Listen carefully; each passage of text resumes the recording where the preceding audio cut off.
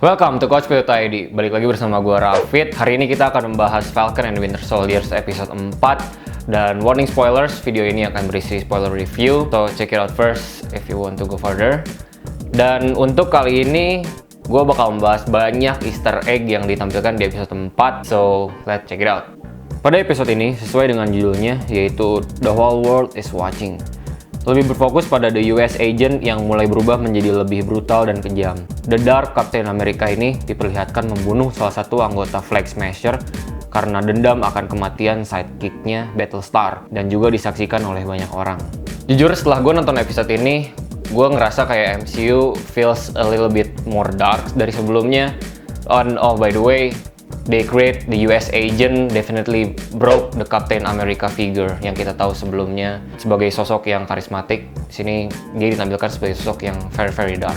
Di awal scene, gue gak menyangka akan menceritakan bagaimana Bucky waktu di Wakanda bisa lepas dari kode The Winter Soldier-nya. Jadi kejadiannya ini pada 6 tahun yang lalu sebelum post credit Black Panther. Di program, Bucky ini berhasil berkat Ayo, salah satu member Dora Milaje, dan inilah salah satu awal mula kedekatan Bucky dan Ayo. Sebelumnya, Ayo sempat mencoba untuk membacakan kode itu untuk mengetahui apakah Bucky bisa melawan, dan akhirnya Bucky berhasil melawan kode program Hydra. Lalu lanjut dengan Zemo, Sam, dan Bucky di Latvia.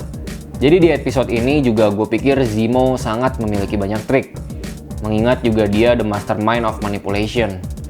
Yang menarik ketika pembicaraan Sam dan Zemo mengenai supremasi, dia bilang ke Sam jangan mudah percaya dengan Karli. Pilihannya antara Sam membunuh Karli atau Karli membunuh Sam. Dia juga bilang The Avengers dan US Agent itu supremasi, tapi terkecuali Steve Rogers. Dia adalah sosok yang berbeda, tapi permasalahannya apakah mungkin bakal ada orang seperti dia lagi? Nah, sebenarnya di sini Zemo ini pinter banget memanipulasi orang. Ada yang menarik di sini, ketika mereka bertiga sedang berbincang, mereka menghadap ke suatu kaca yang terdapat bintang.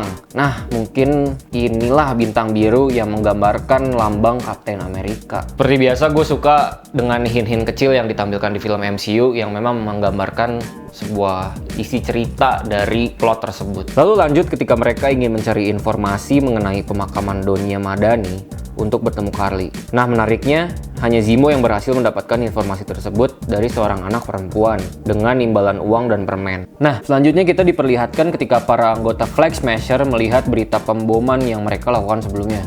Sebenarnya dengan kejadian tersebut membuat mereka semakin terkenal.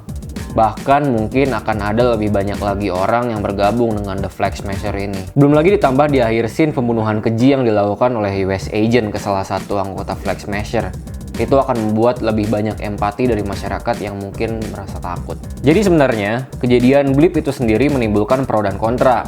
Dengan kejadian itu justru membuat banyak orang kehilangan anggota keluarga dan rumah mereka, karena tempat yang dulunya milik mereka menjadi milik orang lain seperti Aunt May yang saat kembali dari blip disangka merupakan selingkuhan dari pemilik apartemen baru. Jadi di sini bermunculan banyaknya organisasi yang mengatasnamakan HAM untuk membela para refugee itu. Dan salah satunya adalah The Flag Smasher. Lalu lanjut scene di mana Sharon memberitahu bahwa dia juga sedang membantu mereka, terutama untuk melacak the US Agent dan para Flag Smasher dengan satelit.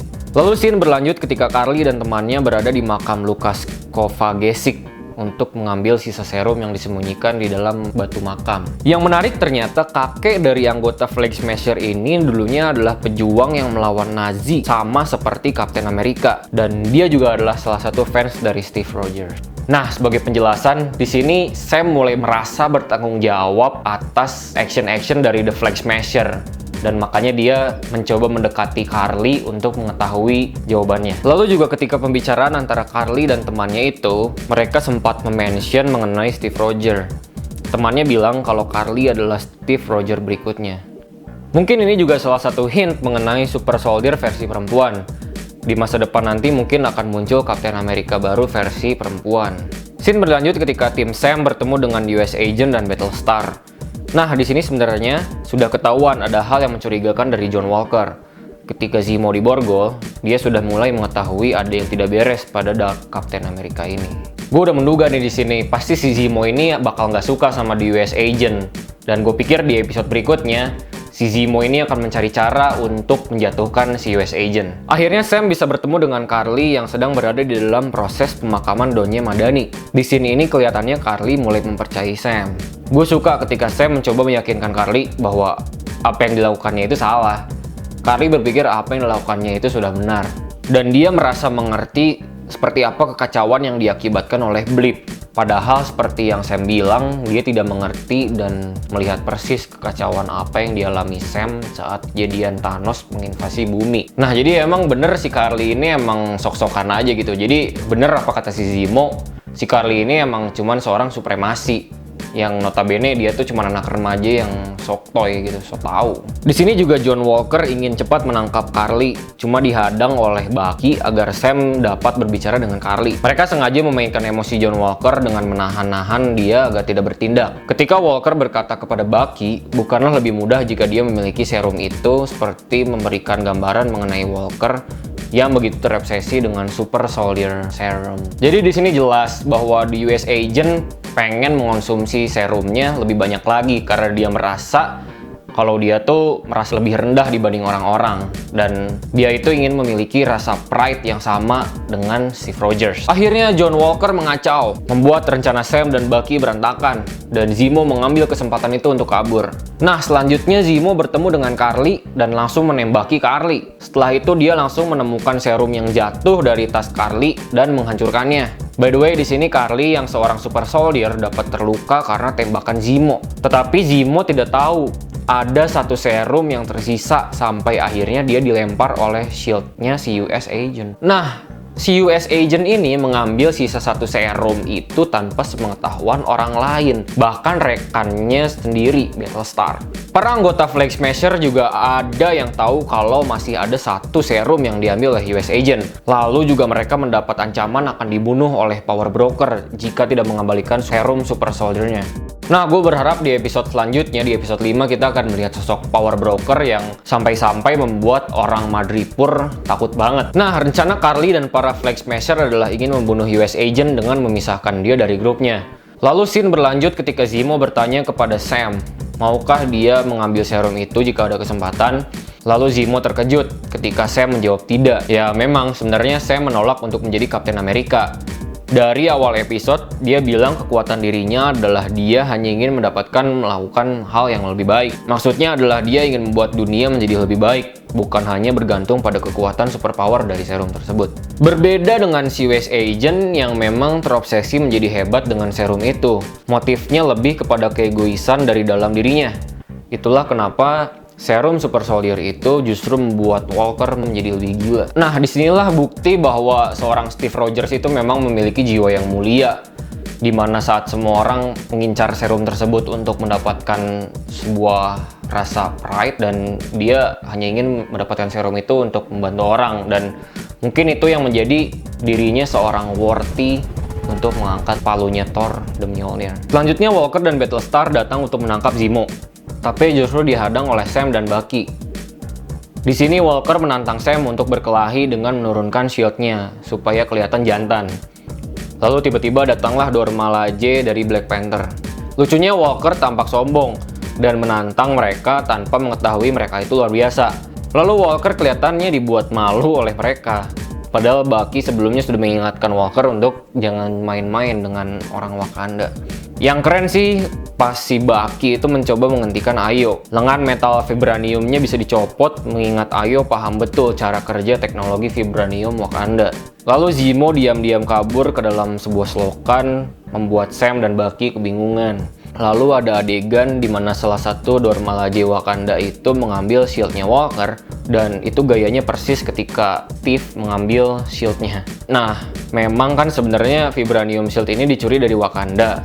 Teman Ayo itu sempat ingin mengambil kendali, tapi Ayo menyuruhnya untuk mengembalikannya ke Walker. Di sini terlihat Walker juga terlihat seperti depresi karena dia tidak bisa mengalahkan pasukan dari Wakanda, dan dia bilang kalau mereka itu bukan super soldier, tapi kenapa gue nggak bisa ngalahin dia. Lalu Walker dan Lemar berbincang mengenai serum tersebut. Lemar bilang serum itu bisa membuat seseorang menjadi lebih dari sebelumnya. Seperti penjelasan sebelumnya, ketika seseorang memiliki sifat atau kekuatan tertentu, ketika orang itu diberi serum Super Soldier, sifat atau kekuatan tersebut akan menjadi lebih meningkat dari sebelumnya. Lalu Carly menelepon adiknya Sam untuk menggertak supaya Sam datang menemui dirinya seorang diri. Tetapi tentu Sam datang dengan Bucky karena Bucky tidak mau meninggalkan Sam. Gak lupa juga Sharon ikut membantu untuk melacak di US Agent. Nah, memang rencana para Flag Smasher itu ingin memisahkan mereka supaya bisa membunuh US Agent. Lalu mereka bersama-sama melawan anggota Flag Smasher. Dan scene lucu ketika US Agent kesal dengan semua orang berkelahinya menggunakan pisau. Lalu Lemar datang yang sebelumnya berhasil kabur setelah ditangkap. Dan Carly secara tidak sengaja memukul Lemar terlalu keras sampai mati. Lalu Walker kelihatan kaget sekali dan timbul perasaan dendam dalam dirinya. Lalu dia mengejar anggota Flag Smasher itu sampai akhirnya dia membunuh dengan kejam salah satu anggota Flag Smasher dan ditonton oleh banyak orang. Sungguh ironis sebenarnya yang dibunuh itu dulunya adalah fans berat Captain America. Ini persis seperti adegan Steve melawan Tony Stark di Civil War. Cuma bedanya Steve tidak mau membunuh Tony. Sedangkan US Agent tidak segan membunuh secara brutal lawannya itu. Itu juga menjadi alasan kenapa dia bukan the truly soldiers yang bisa membuat masyarakat menyebarkan video viral the US Agent tersebut dan memberikan opini dari masing-masing orang. Nah, harapan gue nanti di episode 5 bakal menjawab pertanyaan siapakah itu si Power Broker dan apa yang akan dilakukan di US Agent untuk menghadapi kecaman akibat kebrutalannya dan juga terhadap serum sisa yang dia sembunyikan. And that's it for today's episode. Hope you guys like the review and don't forget to follow our Twitter. And lastly, gue pengen nanya satu pertanyaan, siapa sih sebenarnya si Power Broker ini? Gue penasaran. Coba tulis pendapat kalian di kolom komentar di sini dan jangan lupa untuk hit that like button and subscribe to our channel. See you guys later. Ciao.